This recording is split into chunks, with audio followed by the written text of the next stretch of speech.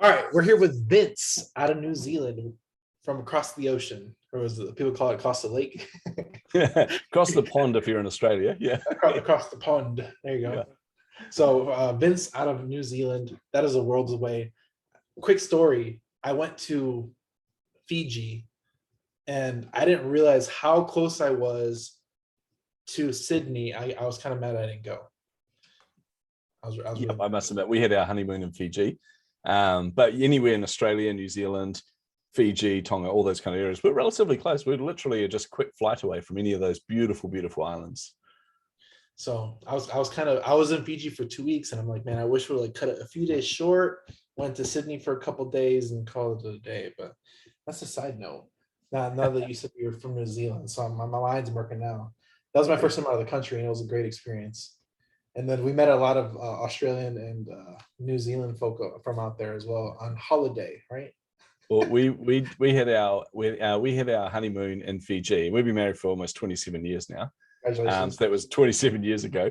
But two things happened. One, when we were in Fiji, we were like celebrities because the Fijians love the All Blacks. They love the New Zealand rugby team. So any Kiwis, any New Zealanders that were over there, we were treated like royalty, which was amazing. But the other thing that happened is we actually got kidnapped on our last day of our honeymoon. It was super scary, super short, and super exciting all at the same time. Because we did the unthinkable. Like one of the Fijian guys that was in our resort, he would tell us all about his village, and he took us down there horseback riding, went to his village. It was beautiful, and everyone there is so friendly. His dad was the chief of the village. He went and got us mandarins by climbing up these trees, like this giant Fijian guy. I swear he was like 9 foot tall, but apparently he wasn't. So he got us all these mandarins and that. And we thought, everybody's so friendly. I know we were told not to leave the resort, but we'll be pretty safe. And we were on our last day. So we thought, we'll just go for a quick wander down the road. So we walked down the road. Next thing you know, we found ourselves sitting on this bench with these like huge Fijian guys around us, telling us that we need to respect their need for kava, which is like an alcohol drink there. And that they want all our money. And we're going, dude, you picked the wrong people. We are broke. Like that was our honeymoon. We had spent every cent. Like on our last day there, we were planning on leaving with no money. And then it started getting really scary. I was looking at these guys going, man, like in a good situation, I could probably take one of them or at least cause some damage, but there's a half dozen of them there and every single one of them are going to hurt me badly. And then all of a sudden, one of them just turned around and said, go, time to go. And we're like, what? And he goes, just go, and shuffled us off. And just as we were heading down to the exit area, we saw the van from the place that we were staying. And the Fijian guy there, he said he just had this hunch. He knew that something was wrong. He knew that we weren't where we should be. So he went looking for us and they saw his van coming. So they panicked and let us go. So it was really scary for a short amount of time, but gave us the coolest honeymoon story ever. Like, honestly, we got to go back and say, we got kidnapped on our honeymoon. How many of you have done that? That is crazy. I will have to tell my wife about that story because she'll probably not like it. Yeah, true. She's going, last time we go to Fiji. To be fair, Fiji is a beautiful place and it is safe. We just did what we were told not to do because, well, to be fair, I don't like being told not to do things. So that's probably why. You went for an adventure and you had your adventure. Exactly. We got exactly what we asked for. So yeah. No harm, no foul. No, that's an amazing story. Yeah, I had a great time in Fiji, and it was so I've been married 6 years, so it's been 6 years since I'm to Fiji. Awesome, man! Congratulations. Yeah, it's pretty crazy, man. It's a small world when you start traveling it, you know. Yeah, definitely. So the one thing I do regret is not going to Sydney. Maybe next time. There you go. So I do have some Australian friends now that I do want to travel. So I think he's coming here this year, and we might go there. I don't know. I might make a trip out of it, but we're excited about that. Off of that tangent, everybody got the Fiji story this time out of two people from across the pond. Yeah. That's awesome. So tell us a little about yourself. You want to take your drink? Go ahead, man. I see you. For those listening, I was like, I just poured myself a whiskey and I thought, you know what? I just want a quick mouthful while you're talking. Then you quickly finish. I'm like, no. No, go ahead. So tell us a little bit how you came into entrepreneurship, a little bit about your past, how long you've been an entrepreneur, all that good stuff. Oh, wow. So many aspects to that question there. So my entrance into entrepreneurship was what I call survival mode when I was 11. And I don't share this too much in podcasts and things, but I grew up in a really abusive household. I grew up in poverty, and it was just really unsafe environment. So one of the things I realized very early on is I need to fend for myself. So at age 11, or at age 10, I got given, and this is going to really date me here, but I got given these little Sinclair ZX81s. They were some of the first personal computers, very, very limited personal computers that came out. But what had happened was a company had imported them into New Zealand, and they were faulty. So to them, it was a tax write-off. So they went, not a problem, we'll just throw these things out. I managed to get these things out of the bin, and suddenly I realized I can fix them because they had rubber membrane keypads. They're really, really terribly designed. So I realized if I take them apart and just kind of realign everything, then they'll start working. So of the three, I got two of them working. And then I asked around at school, and turns out some of my schoolmates, their parents really, really wanted these. So I sold them to them for a good bit of money. And from that, I bought myself a Commodore 64, which is one of the greatest kind of personal computers to ever be made. I mean, it's so dated now, but it was just glorious in the day. So then at age 11, I discovered something. I looked at all the software, and all of the games that you needed on a Commodore 64 were all on cassette tape. And I was like, wait a minute, cassette tape's just like a ferrite-based thing. So therefore, you can copy this technically. So now, bear in mind, I had no moral compass. I grew up in a really dodgy family. I grew up in a really horrible area surrounded by gangs and everything. So I didn't know right from wrong, but all I knew was I could probably make money from this.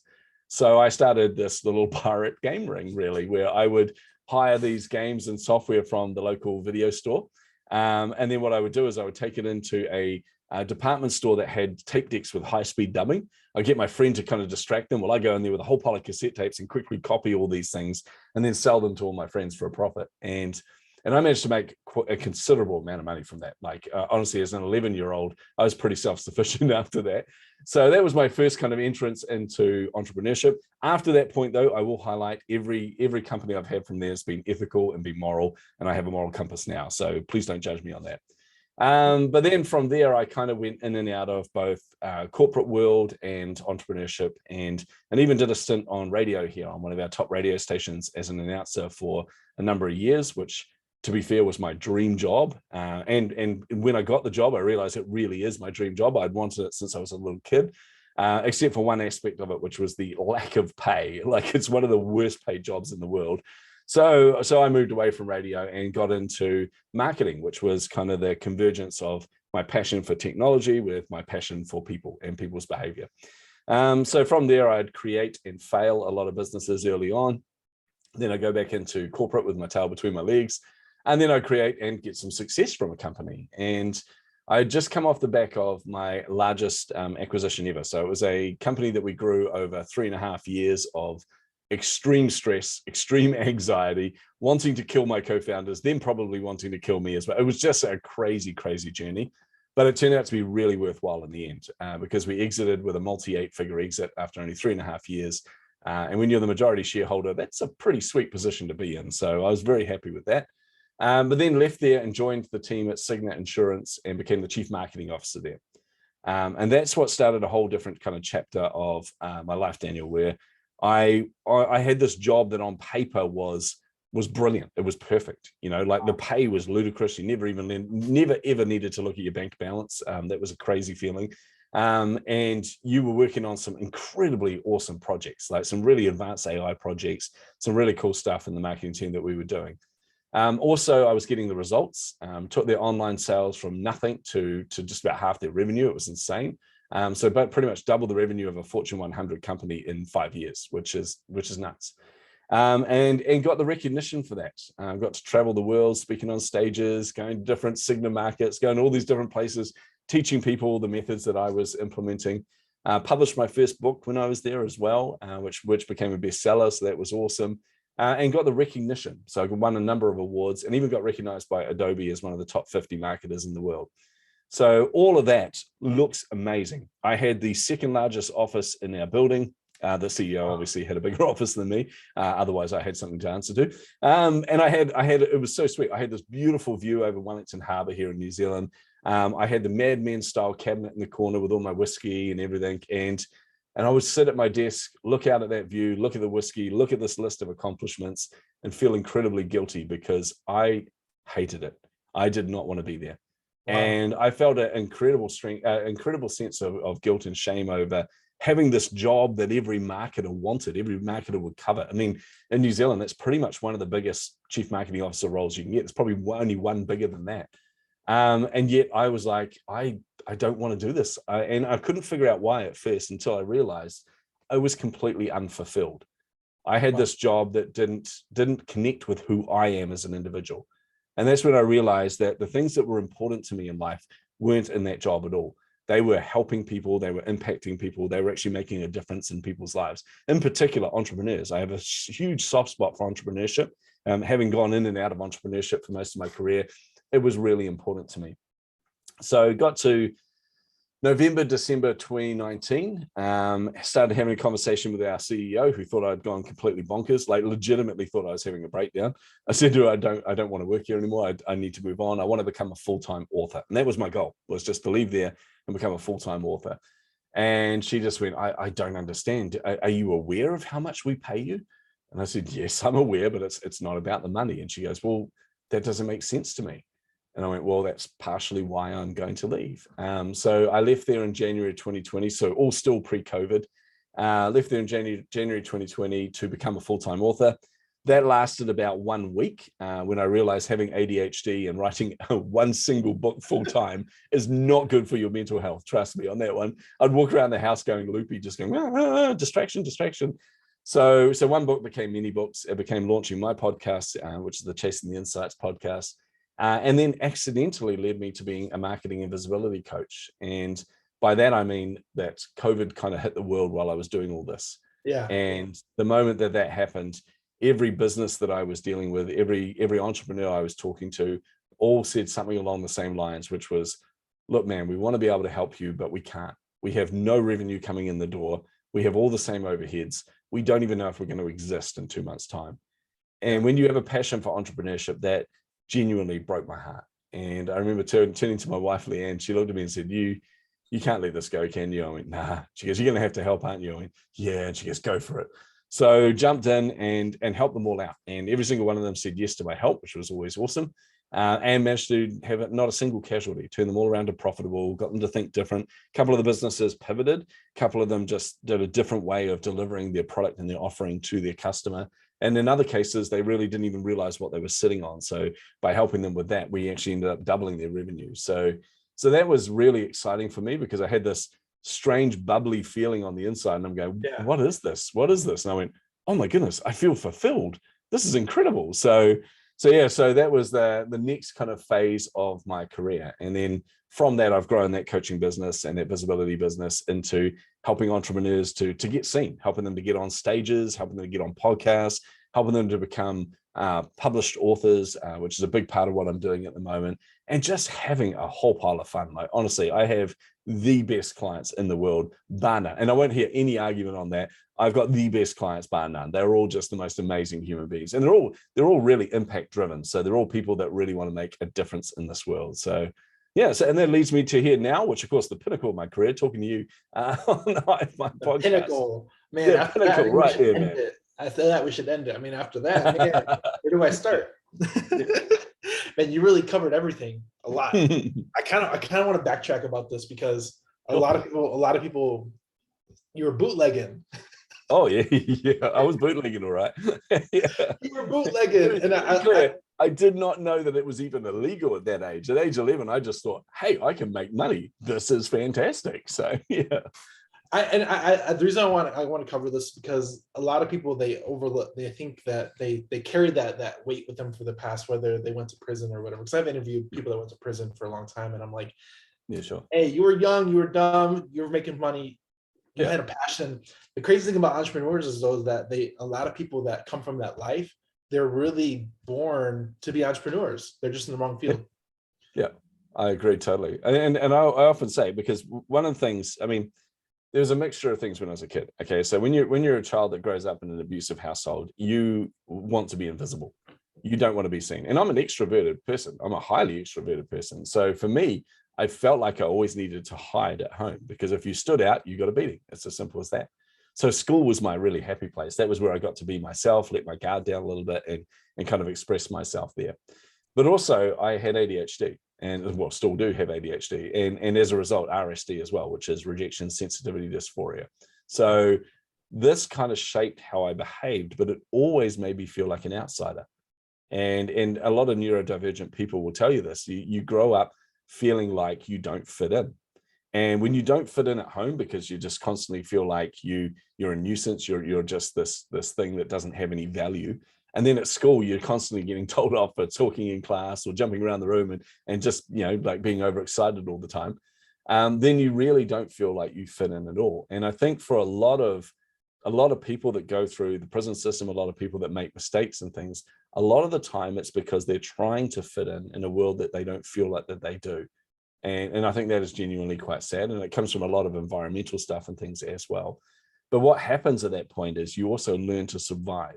And that's where that entrepreneurial spirit kicks in. And for me, like I said, it was a survival mechanism to make money, to be independent, to be able to know that I can do something with my life. That was really important to me. But also, I still remember, Daniel, I do have to share this because it was a really pivotal moment in my life. I was going through a pity party. I tried to build a business early on and I failed miserably. This is when I was quite young, like in my early 20s, probably even just 20, I think. And I remember feeling really sorry for myself. And I was having a bit of a pity party with a friend of mine. And I just said to him, oh, it's not fair, man. Like all these other entrepreneurs and all these people, they grow up in these stable families where they teach them all these lessons about money and about life and everything. And they're surrounded by people who are starting businesses. And I had none of that. None of that at all. I didn't grow up with any of this. I didn't even realize you could aspire to be anything, right? And that's not fair. And I remember thinking to myself, this is not fair. Like all of the stuff I had to go through is not fair. And I remember him turning to me. I think he was just really peed off that I kept moaning. But he turned around and goes, look, you do realize that everything you've gone through in life counts for something, eh? And I didn't know what he meant. So he explained, he said, look, the good, the bad, the ugly, they have all helped to shape you into who you are now. He said, the bad stuff that you've gone through, I wouldn't wish on anybody. But the fact is they help to shape you into the human you are now. And I happen to think you're an awesome human being. And that's what made me realize that I can either choose to be a victim on these things, or I can choose to accept that even the stuff I don't like has helped to shape me into somebody who understands people, who understands behavior, but it also is highly empathetic towards others. And I always say, if I hadn't have gone through the trouble I went through, if I hadn't gone through the issues and the abuse and all those kind of things, I wouldn't know what it's like for other people going through that. So therefore, I wouldn't know how to be there for them. But now I get to help so many different entrepreneurs. They're going through mindset problems and going through all these limiting beliefs and that, and going, you think that's a limiting belief? Hold my beer. I'll show you what a limiting belief is. So I get to actually help them from my own experience. And I think that's really, really special. It gives you a step up because there's always somebody that's had it worse. No matter how bad you've had it, someone always has had it worse, and it kind of gives you perspective. Like, man, yeah, if they can which do it, I is can an do it. interesting perspective too, Daniel, because a lot of people look at that and go, oh yeah, well, that's them. But what they don't realize is everything you go through, you feel like for example, if you're facing a major obstacle, often you look at that obstacle and you think there's no way I can get through that obstacle or get around or get over that obstacle. Like that is a huge obstacle. It's not till you're looking in the rearview mirror where you realize that obstacle wasn't as big as I thought it was. Mm-hmm. But the thing I always take courage from is looking at other people that have gone through way worse than me and realize that they probably felt the same way. Yep. And at every level, those obstacles probably felt like they were insurmountable. But what happens is we dig deep as human beings. We are way stronger and way more powerful than we actually realize we are. So yeah, I look at other people that have gone through worse and go, you know what, if they can go through that, I can go through this. It's there's a rap artist that says more money, more problems, but the more money you make, the bigger the problems get, and you learn how to overcome those problems at different levels. So I heard a quote from somebody else is that he's like, I want $1 million problems because I'm in a space to receive them. Oh, I like that. Yeah. And we looked at it we just had a friend of ours, this is a while back, we had a couple of friends of ours that had just got married. And they had gone through in their first month of marriage, they had a massive fight. And they were like, oh my goodness, it's the end of the world. I can't believe this has happened. Oh, it's the end of my marriage. And it's all blah, blah, blah. And we're just looking and going, you amateurs. But what we realized is that for them was the worst thing that had ever happened. That one argument, which by the way, in hindsight, you've been married 6 years, 7 years, you'd know that was just like, if I told you what it was, you'd just be going, oh, that's just nothing. And we've been married for a lot longer then. And We just looked at it and went, for them, this is the worst thing in the world. What they don't realize is they've got way worse ahead of them. And I don't mean that in a really pessimistic kind of way, but what I mean is you're going to face challenges and obstacles, but guess what? You get through that as a couple. That's what marriage is. So it's all relative. The only times I find it interesting is we had friends of ours who were struggling to conceive a child. So they're going through IVF. And I remember that the husband was talking to me and he was just a wreck. And I looked at him and I just realized, and I had to say to him, look, man, I don't know what it's like going through what you've been through. Like, seriously, I just got to blink and Leanne's pregnant. We can be careful with that. So I don't know what it's like to not be able to conceive and things, but I can imagine that it would be tearing you apart on the inside. And that's the only time I could really, but having not gone through those challenges, not really be able to relate to them, but certainly can relate to pain in that way. Yeah. You get perspective. You get perspective. You get older and wiser by your experience. I hope so. My wife would argue the wiser part's questionable. Yeah. Well, you're not supposed to ask your wives that question. Yeah, true. They'll think otherwise. Yes. Oh, definitely. She will give you a laundry list of reasons why that's not true. Oh man, that's funny. I really want to talk about your marketing background because that is interesting. Because I did a podcast earlier today, and she was corporate America too. So I'm like, yep. Pivoting from corporate America to entrepreneurship is like the hardest thing, because if you're high up in corporate America, you get all the benefits, and I've heard so many stories where like, yeah, I've gone on to entrepreneurship for years, but I just get so much benefit over here for all the other stuff, paid travel, cars, whatever it may be, and high pay. And it's just like, and I think you mentioned it earlier, it was a higher purpose. Yeah, absolutely. And I genuinely do believe this. And don't get me wrong, there are people that are genuinely cut out for corporate. I'm just not that person. And by that, I mean, I can serve somebody else's vision. That's not a problem. But the challenge I had was at that level, when you're a chief marketing officer in a Fortune 100 company, you aren't at the front line. You're nowhere near the front line of where you're helping others. In fact, we literally had to think of staff and team members and people and even our clients as dollar signs and figures. They were literally just numbers to us. And I remember crunching numbers, sitting down as a senior leadership team, with all the other chief X officers, like the chief executive and the chief financial officer and all these people sitting there just going, okay, what are we going to do here? And they said, well, we need to make some cuts in this area. And they were treating everything as a formula. And I'm looking at this formula going, these are lives. These are people that have stories, that have families, that have children, that have all of these different kind of things. This doesn't sit okay with me.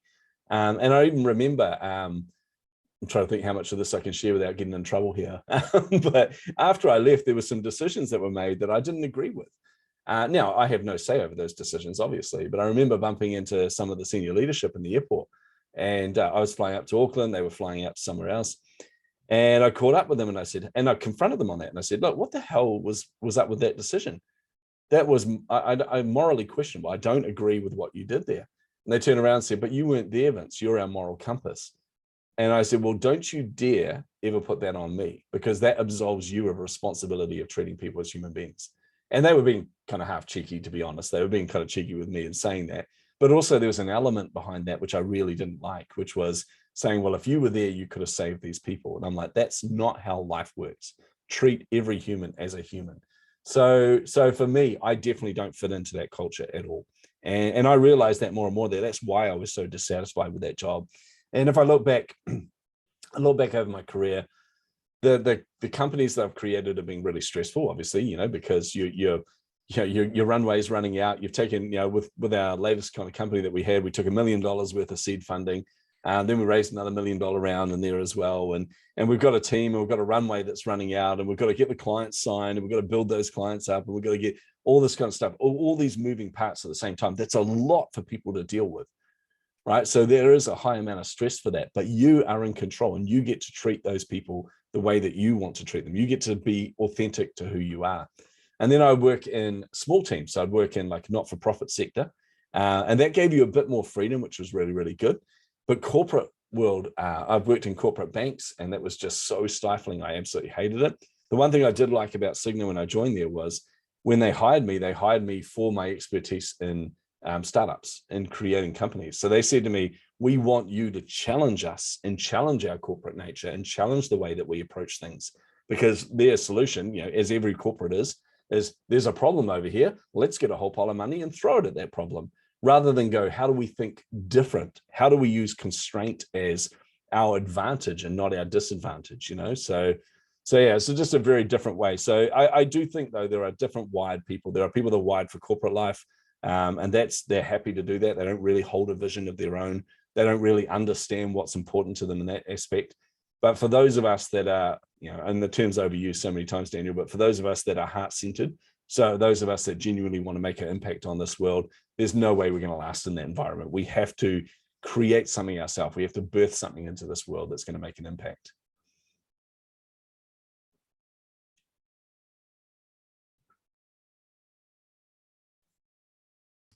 Wow, forgot to mute myself. There you go. I wasn't going to say anything.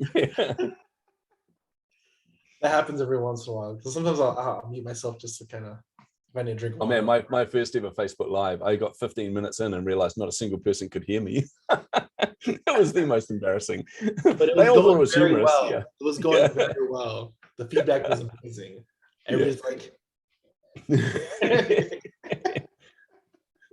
that's funny.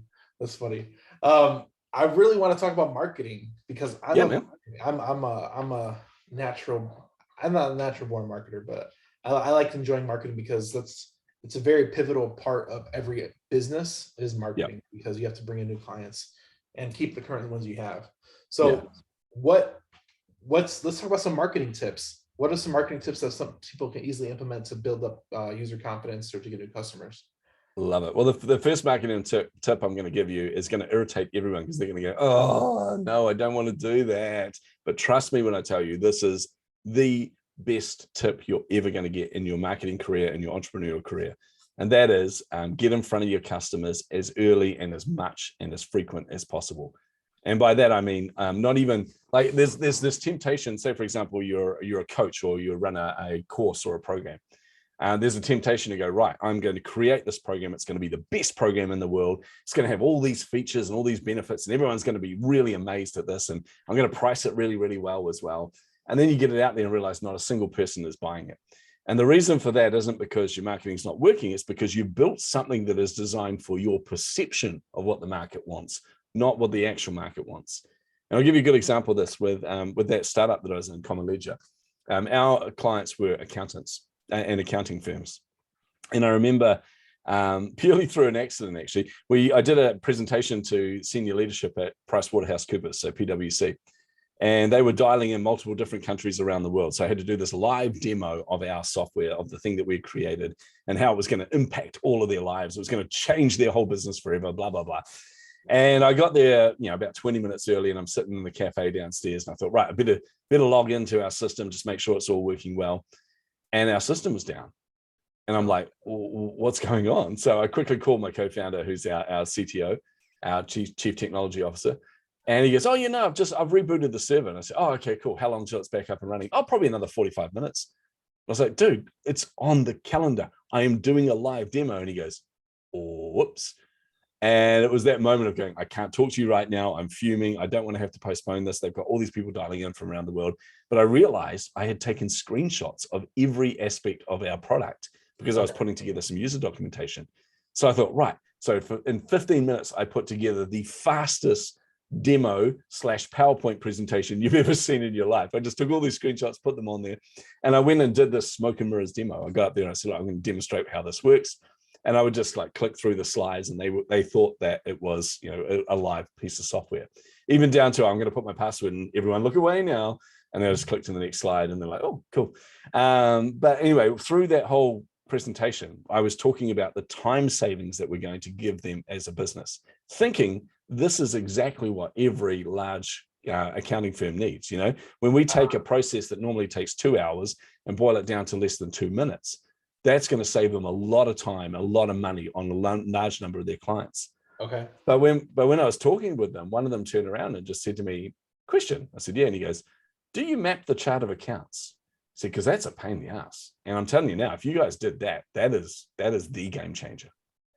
And we would have gone into building this product with the assumption that it's purely about time saving, purely about piping the data from one place to another and putting it in the right location. But actually having that understanding from him and actually getting in front of these clients and going, like them asking that question, I did turn around and I said, it's funny you ask that. I said, because we're literally beta testing that at the moment. And he goes, well, we want to do the beta test. We want to do the beta test. I said, I'll have a talk to my team and I'll see if we can squeeze you in. And I walked out of there and I rang my co-founder. I said, look, I'm still not talking to you, but you've got one chance to redeem yourself. I'm walking back to the office now because it was in walking distance. Walking back to the office now. Think about how we can map the chart of accounts because we need to do a live beta of this in the next week. And by the time we got back there, he had thought of a solution. And in fact, what we did was another smoke and mirrors. We literally created a upload your file here where they upload their chart of accounts. We were already connecting to their client's chart of accounts. So we just had an intern sit overnight and map these things manually. And they gave us the intel we need to build a product that actually serves their needs. And that was the key takeaway from this was, if we had have assumed what we wanted, we would have built something that added some value and was kind of useful for accounting firms. But by listening to them, by hearing what their actual needs are in their words, that gave us the best tool that we had to grow the company and then to be able to exit, with multi-8 figures, as I mentioned. So one of the things I say to people is get in front of your customers as much as possible. If you can, ask if you can record the session. And the reason for that is your goal is to get in front of them and get them to tell you stories. Tell you about times that they've purchased anything similar to yours. Tell them about the fears that they had, the concerns they had, what they liked about it, what they didn't like, what was the thing that really surprised them. Just really get in their words all that information there, because that's your marketing material right there. When they're telling you the words that you can use, that is what you're going to use in all of your marketing, and that will accelerate you far beyond most of your peers. And I got one more. I've always got examples of these, but one of these is a very embarrassing example, Daniel, where I was doing some work with one of those companies that really struggled when COVID hit. There was these two little old ladies in Melbourne, Australia, and they'll kill me for calling them little old ladies, but they are, so they will get over it. No, they're the loveliest two people, but I'd helped them to get their entire business online because their entire business was a bricks and mortar store. We took that, we put it online in a weekend. It was incredible. They had huge success from that. But one of the things I realized is that success is built around momentum, and that's not sustainable long-term. We need to be able to grow their search engine optimization, for example. So I went back to these two little old ladies and I said to them, okay, right, here's the problem we've got is I need to make sure that you long-term, you're going to reap the benefits from all of this. So one of the things I notice is that your results on Google are not performing very well. So therefore we need to do what's called an SEO audit. So I thought I was explaining this really well. So an SEO audit, which is a search engine optimization audit. So in that, we'll find out what's going on. And then I'll put together a strategy to help you get higher in the rankings. Yeah. And they both just looked at me completely blank. And one of them kind of leant in over Zoom and she just said, look, love, we don't care about any of that. And my heart sunk. I'm like, what? Like, this is one of my areas of expertise. How can you possibly not care about that? And she goes, all we want to do is get found on Google. And that's when I realized all of the terminology, all of the words, all of the ways that I was using to explain this were in my head, in my experience as a marketer. They're not marketers, they are your clients. Getting in front of them gave me the exact wording I needed. In fact, I pivoted on the spot and said, well, how about this? You're not getting found on Google. She goes, no, we're not. And I said, so how about I find out why you're not getting found on Google? She's like, yes, that would be great. And I said, and then we'll put in place a plan to get you found on Google. And that was it. Sign on the dotted line, take my money. It was one of those moments where it was so damn obvious, but I would never have seen that if I didn't talk to the customers as much as possible. It's sometimes you have to break it down in the simplest way possible, that no matter what level they'll get it, they'll understand, because they don't know they don't speak your language. Yeah, exactly. And to be fair, like, to be really clear, for those of you that aren't marketers, let me let you in on a little secret here. The only reason we use those terminology as marketers, we use these fancy words and lots of acronyms, is because we're really insecure. Like, honestly, as marketers, we're worried that people think we're the coloring in club. You know, we just go out and make fancy pictures, put an ad out there. Like, it used to always grieve me, Daniel, watching Friends, right? And I loved Friends when it came out.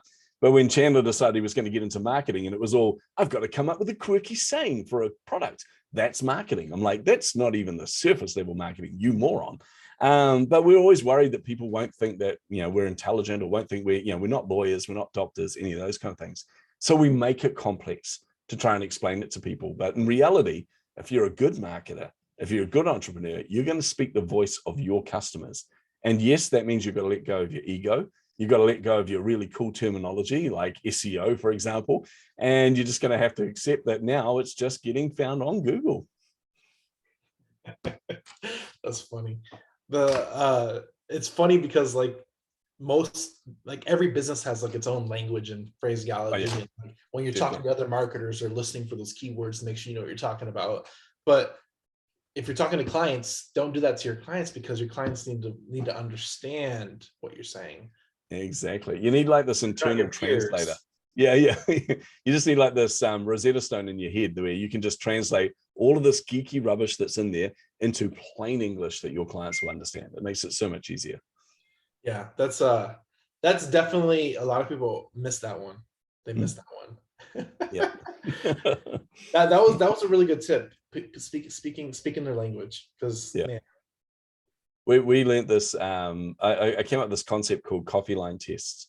Okay. And this came from one of my early startups, which had potential, but was a bit of a failure. And it was a failure because I misread the market at the time. And also I hired a really useless developer.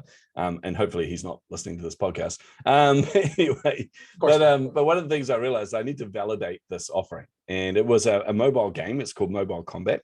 And it was Android users versus iPhone users versus, I think, the 3 people in the world that used Windows Mobile at the time or whatever. But the idea was you would be walking along and your phone would bleep and it would tell you there's iPhone users near you that are registered in the game. So you would battle them in like a top trump style game, and you would take your city, your town for your platform. So it was really exciting, and the potential of this was huge. But I needed to validate it. Would people buy micro purchases in game and things like that? Yeah. So I went out there on the street with a clipboard and a pen. And I thought, I'm gonna ace this. This is gonna be easy. I'm just gonna walk up to people and ask their advice, ask their opinion. But it turns out when you're in the street where people are walking from point A to point B and you're interrupting them, that especially if you've got a clipboard and a pen in hand, they either think you're a crazy street preacher or you're a charity asking for money. And either way, I learned a lot of new swear words, and it wasn't helpful for the project at all. So I was feeling sorry for myself. I walked away and I thought, this is not fair. Oh man, where am I going? I need to find a captive audience, not people that are moving from A to B.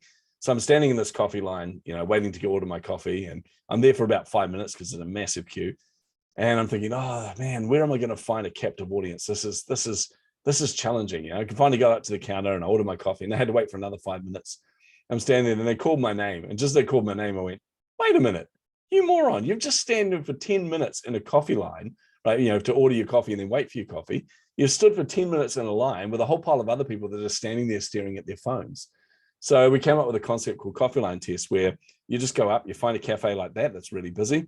You say to the manager there, look, I'll put my credit card on there, and any people that we flag in the line, we'll pay for their coffee if you're okay with that. And we'll just pull them over there at that table and just ask them a few questions. And honestly, 9.99 times out of 10, the manager is fine with that. And then what you do is you get a friend to help you. You get them to pull people out of line and say, hey, look, I'll buy the coffee for you if you just give us a minute of your time just to give us some feedback. And it's a great way to get really good qualitative feedback from random individuals on the street. Now, obviously, if you're in the B2B space, it's not quite as simple because you don't know if they're in your industry or not. But if you're B2C, if you're business to consumer, there's a whole pile of consumers standing there that can give you really good, valuable feedback. So we would get them to tell us stories. We would get them to read a piece of copy and then explain it back to us and things like that as well. So anything that could challenge our assumptions about what we were trying to build and about our products and services and things. So it is a fantastic way. In fact, I took that even into Cigna. I remember going into our chief finance officer's office. I just said to him, well, we just got this qualitative research. We had 20 different people giving us really good quality feedback. And you saw him roll his eyes and go, oh God, how much does that cost? And I was like, oh, it's about $80.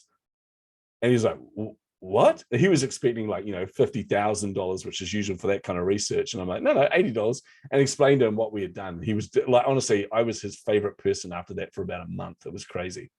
You're creative. You thought outside the box. You found a way to connect to your customers.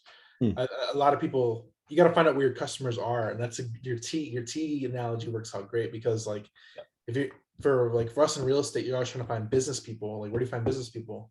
You go to the golf course. You go to the cigar bar. You go to the bar because that's where people in the midday, they go to waste time, you know? Yeah.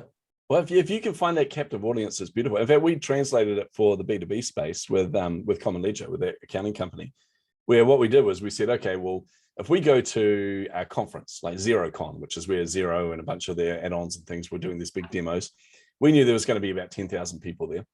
And we're like, okay, we're going to this conference. We can either pay $10,000 to $20,000 for a booth there and then try and entice people to come over to you. And the reason they're coming over to you is probably just to get a freebie anyway, and they don't really want to hear from you. Or we can capture them where they're captive. And that was the lunch lines. So I armed my team. We all had an iPad each. We had a survey on the iPad, which was 7 questions. Right? Those 7 questions were all designed to have a conversation with that person, to be able to filter to see if they're a potential customer of ours or not. And every question was designed to be a press release. Because suddenly, if you've got a few hundred people answering all these different surveys, all these different questions, you've got this really good quantitative data rather, that you can use to put a press release out there. So we would walk with the lunch line, and what we'd do is we go up to people and say, hey, do you want to fill out a quick survey and go in the draw to win a bottle of scotch? And they're accountants, so of course they're going to say yes, because every accountant loves scotch.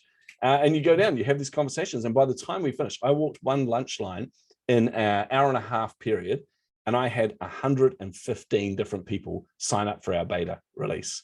115 different people who had now given us information that was going to be used in our press releases and everything as well. So you can adapt it to any environment. You just got to get creative and think, where are they captive? What value am I adding to them? And how am I doing this in a way that's not just basically not blatantly selling to them at all? Interesting.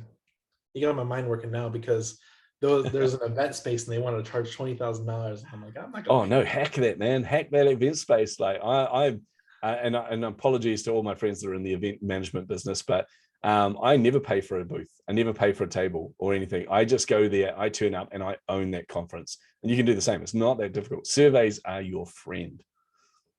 Surveys. I'm gonna have to do that. Do a quick survey. I'm gonna do this because I definitely not paying $20,000. And usually what we do is we'll send a bunch of people over there. Oh, somebody listen to this. Man, I'm giving it away on the podcast. Oh, I don't want to go into it now. You'll have to censor that. Everyone think you're just swearing nonstop. Yeah. But I call those surveys polypurpose surveys, because they're a survey that fits multiple different purposes. Because like I said, they are there to gather information on your target market. They are also there to filter them and see if they're a potential. They're also there as a conversation starter. Like, for example, one of the questions was, for us was, what's the biggest challenge you face with all this new software in market? And honestly, that's all you had to say. And you got a lecture for probably the next 2 minutes of them going, don't get me started. I've got 1,500 customers all on different systems. None of their software talks to each other. Nothing connects to each other at all. It's a real pain in the ass. And everyone keeps telling me my life's so much simpler now, but it's not true, Vince. It's not true. And you're going, well, what would be the solution to that? And you go, I don't know. I just want something that makes it all play nicely together. And I go, well, we're literally beta testing something like that now. They go, you kidding? I said, no, seriously, I want in. And they'll grab you by the scruff and go, I want in, because they've immediately gone to that point of pain. And you have now told them that there's a potential solution out there. But by the way, they may not make the cut of that list. So now they're going to fight you to make sure they get on your beta test. And it's a paid beta. So you've suddenly got a whole pile of new clients, and you're proving the value of your product to them. It was a no-brainer, man. And then on top of that, you get a whole pile of free press around it as well. I mean, it was win, win, win, win, win. I'm gonna you got my wheels turning. I'm gonna have to implement something, because I'm the person that implements stuff. I'm that guy. There you go, man. There you go. I love this. Let me know how it goes. Let me go. We'll have to do a follow-up episode where you give me your rundown of how things went.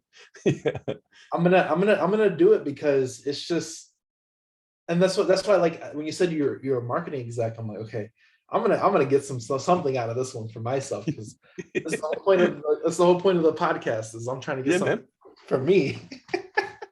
I love it. It's very selfish of me. Sorry for everybody in the audience if this isn't for you. This is for me.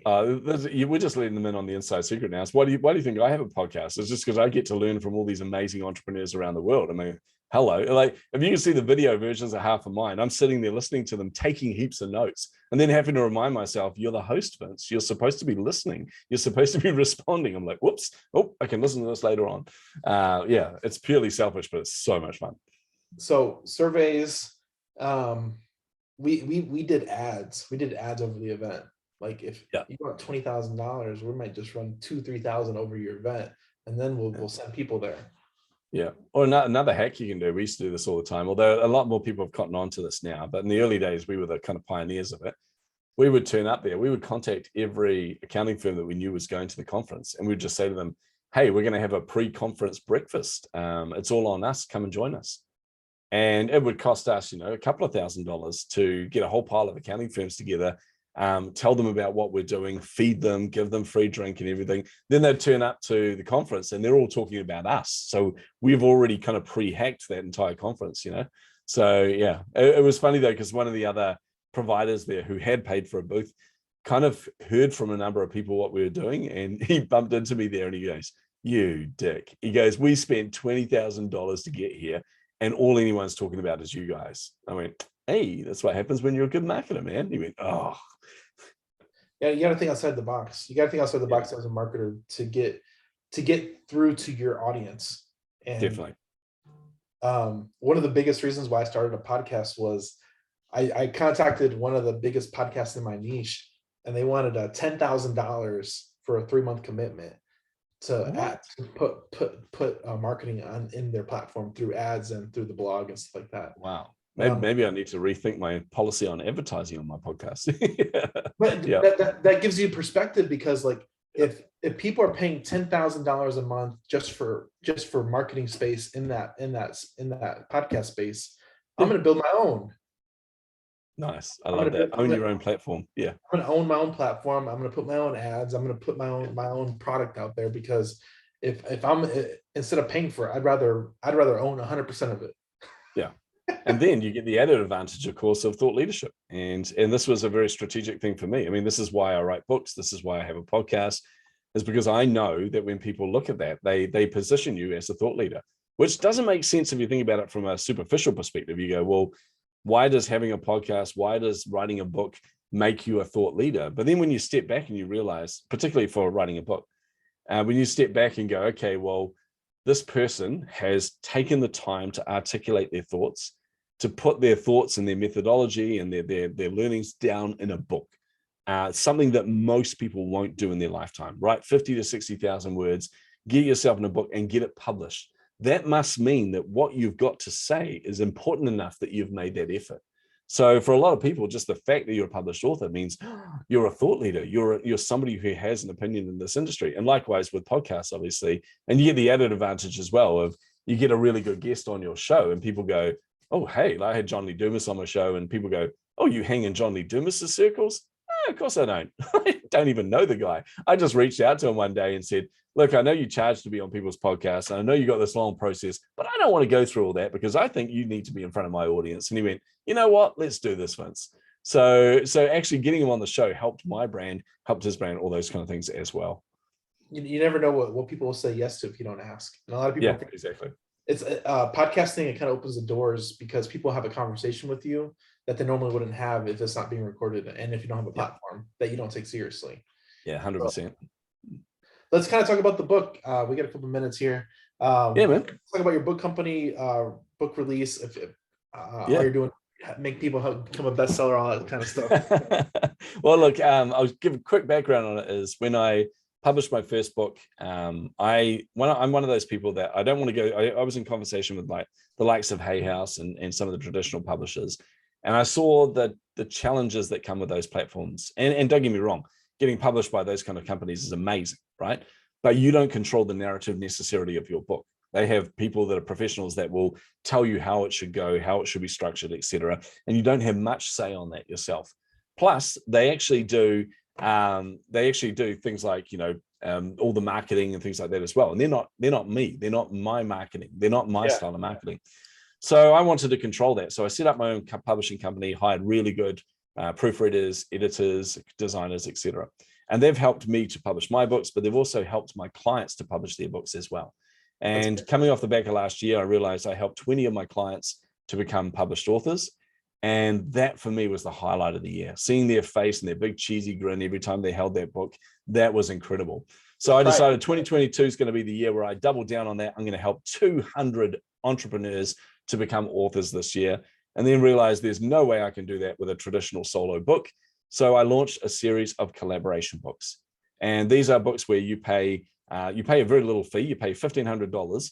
You write 3,000 to 5,000 words. So it's very accessible for most entrepreneurs, but then we take care of the rest for you. I've got my team will make that a bestseller. My team will publish it. They'll put the formatting together, the editing together, all those kind of things. They'll create the author copy for you, and they'll give you 10 copies of the print book, 10 copies of the ebook as well. So you get all those to force your family to have as presents over Christmas, etc. And then 1 month after the publication date, you then get all of the ebook versions of it. You get the PDF, the EPUB, the Mobi, and a strategy document showing you how to use that to make real money. Because you don't make money off the book sales themselves. Nobody does. Unless you're J.K. Rowling or Tim Ferriss or someone like that, you don't make much money off that. So what we do is we give all of that profits to charity. We give it all to a social good campaign or a not-for-profit, and you get the files and you get a strategy document on how to turn that into leads, turn that into revenue, turn that into something that's going to add value to you as a business. So so we're working on that this year. I've got about 3 titles left at the moment that I'm finding the last authors for. One of them is called The Heart-Centered Entrepreneur. One of them is called Screw the Hustle. It's an anti-hustle and grind book. And then the other one's called Love Your Marketing. It's for marketers to talk about how to brand their business and how to market their business in a way that doesn't feel like they're being a sellout. So so that's where I'm at with that. Having a heap of fun. Tested that over Christmas. Just thought, not sure if people are interested in that. Launched with 9 books, which I was told off. One of my coaches said, launch with 1 book, Vince. Fill it. You're trying to find 10 entrepreneurs to fill a book. Why would you launch with 9? And I said, well, because you told me I can't. And I don't like being told I can't do something. But I filled 5 of those books within the first week. And now another one's filled. And now we're finding the last for those. So that's kind of where I'm focused. We'll be doing more throughout the year, but I just need to nail those last little authors, co-authors for those books themselves. I like that. The books gives you positioning into other stuff to actually make. Oh man, it's a positioning tool and a carrot really to whatever product or service you're actually selling. I'm telling you now, man. When I put my first book out there, I went from charging like $2,000 to $5,000 for a keynote speech to speak at someone's conference to $20,000, even down to just pre-COVID. I was kind of gutted because COVID kind of destroyed this one, but I had a conference reach out to me from San Francisco. They said, we really want you to fly you over here. You can speak at this, but we can't pay your fee because we can't afford that because we've got a number of different speakers. But we do have budget set aside to add value to all our attendees. So how about instead of paying you 20 grand, we pay you 5 grand and we buy 5,000 copies of your book. And that way you can do a book signing there. So I'm like, quick mental calculation, realize I'm actually making more money doing it this way than just paying the fee. And they get me in front of all of their clients and all the attendees for the summit. And I become the kind of brand hero from there. So it just opens an incredible amount of doors. Like honestly, if you want to speak at a summit, they'll take you more seriously if you're an author. You want to get on a podcast, same again. It's nice and simple.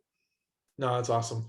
Where can people find you online? Man, I make it so hard for people. No, I'm joking. I make it real easy. Just go to chasingtheinsights.com. That's the home of my podcast. It's the home of my books. It's also where you'll see every link to connect with me on social, and do that. Come and join my Facebook group. Come and just connect with me on every platform. Unless you're a spammer, then please don't. But it's also where you'll see 2 links on there. You'll see the link to become an author. That's in the menu, and that's where you can find out about the books that we're launching at the moment. If you're interested in those, please do register now because they are selling out really, really quickly. And then you also see a link to a free strategy call. So this is where you can book half an hour with me, no obligation, totally free, where I can give you some clarity and give you some wisdom around your marketing roadmap. Ooh, I might take you up on that. I know it's probably go ahead and book it, man. You know you want to. I really do, because I like insight from different people, and I think my partner talks about we get advice from many counselors. So totally. Perspective is priceless. Yeah. That's my other theory is too. Every coach has a coach. Every marketer has a marketing person they learn from. Every salesperson has a salesperson they learn from. That's just how it should be. One last thing. What is a quote that you resonate with that is yours or somebody else's? I'll give you one that's mine. It's from my first book, Chasing the Insights. It is, we don't chase the wins, we chase the insights. And it's used to reframe your mindset around experimentation and reframe your mindset around when you test something. So it's not that you win or lose. It's not that you succeed or fail. It's that you either get the result that you hypothesize or you learn a huge amount of insights from the result. And with that, we'll end it. That's amazing. That's a good quote. I like that one. We appreciate you Awesome. coming on. Thanks for your time. Thanks so much for having me, man. Cheers.